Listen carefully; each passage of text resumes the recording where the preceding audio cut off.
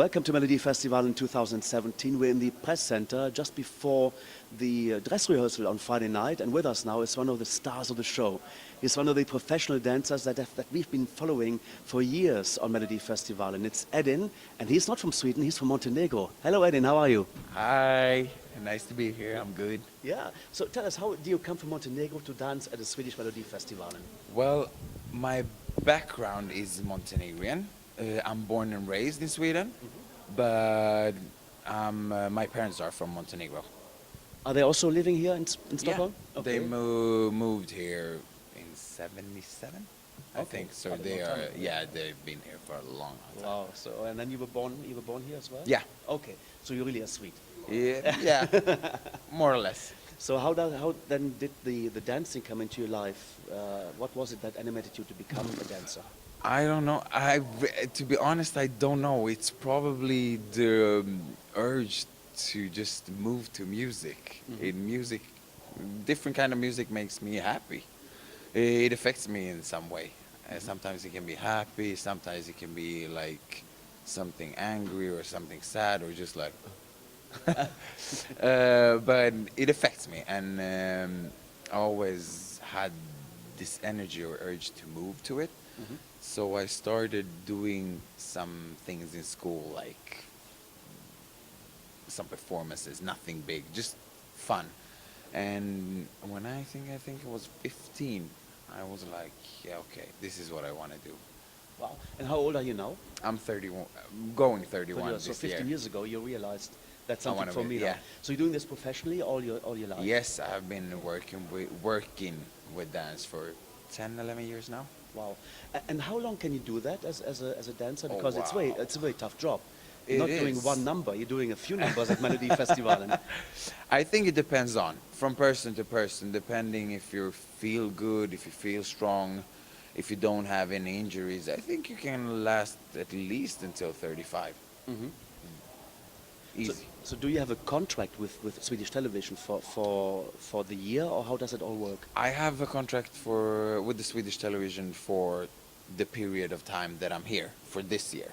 For Melodifestivalen Yes. specifically? Yeah, so it doesn't mean that I'm going to be here next year. It's just for this term. So it's an annual, it's a Basically. seasonal contract that, Yeah. that you get. When did you find out that you will be dancing here at Melodifestivalen in the first place, years ago? Oh, this was 2014. I got the question, and I remembered I said, I didn't really know, and then the first question that came up in my head was, will I be dancing a lot? And then they said, yes, you will. It's going to be a lot of dancing this year. And then I was like, okay. Well, normally you see only like one number, one dancing session, but, Yeah. but here you do a lot actually. So Yeah. how exhaustive is it for you to do so much dancing? To be honest, it's not really that exhausting. It's the fact that the days in the arenas are so long. You start with the rehearsals early in the morning with the interval act, the opening act, and all of that takes time, and then you do all of the contributions with the artist and so on. So that's, I think, no. I mean, they're all okay. It's just the fact that you have to go up early in the morning, and I'm like, dancing early in the morning is not my thing. So how do you warm yourself up for that then? In the mornings when you have to go to... I take a big sip of coffee, and then I just wake up, trying to warm up a bit, just to go, just to feel kind of okay dancing, and then while you're dancing, you kind of get warmer. It all depends how heavy the dancing will be. Okay. But when you just mentioned you're working with a few artists together, so Yeah. how long does each number take to rehearse this? First get the idea how you would be choreographing it Yeah. to the final product. Wow. I think it depends from choreographer to choreographer. In this case, I'm a dancer, but I've been a choreographer too in some other productions and situations. And it all depends. Sometimes the artist have an idea. Mhm. I want to do this, I see this in front of me, I want this feeling, and so on and so on. And then you kind of spin on with the idea that the artist has. So it's like a mutual Yeah, work you and you sometimes, suggest advice as well. yeah, of course. And sometimes you just get the question, "Hi, can you create something to this?" Okay. And then you start listening to the song, like, "Okay, this would be nice. This give me that feeling," and then you come up with an idea or a couple ideas, and you talk to the artist and check if that's really what the artist wants to do, or if he or she had something else in mind. And it's kind of, you always have a dialogue between. It looks fantastic, huh?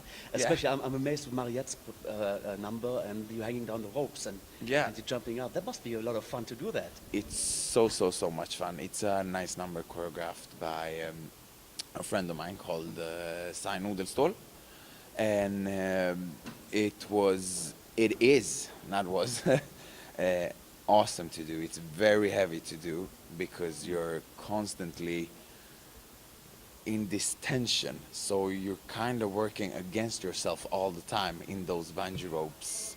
And you still have to like smile and enjoy it. I mean, you do, because you kind of get carried away, but it's really hard. You mentioned bungee. Bungee, Yeah. have you done this? Yeah, Bungee jumping? no bungee jumping. Oh no, hell no. No bungee jumping. But I've been doing bungee running.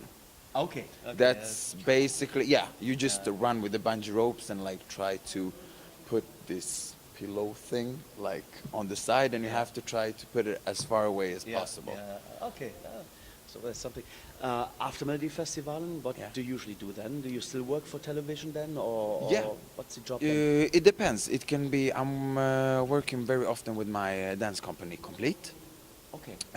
And we do different gigs with our productions, and sometimes it's just regular company gigs, nothing big, nothing special. Then on the summer you have other TV productions in Sweden as Sommarkrysset, Lotta på Liseberg, Allsång på Skansen, and so on. And sometimes I work in them, sometimes I have nothing to do, and then I go on vacation. Yes. So where do you go on vacation? You go back to Montenegro? Or? Actually, every summer I'm trying to go to Montenegro, and it's been working out really great for me when it comes to that. I choose to go to Montenegro first of all because to me that feels like home too. I have so many relatives there, so many family, so it feels so nice to go there. It's a very fit job that you're doing. So how do you keep yourself fit? What is your daily routine on sports? God. Eat so much chocolate as I can. Really? No, no.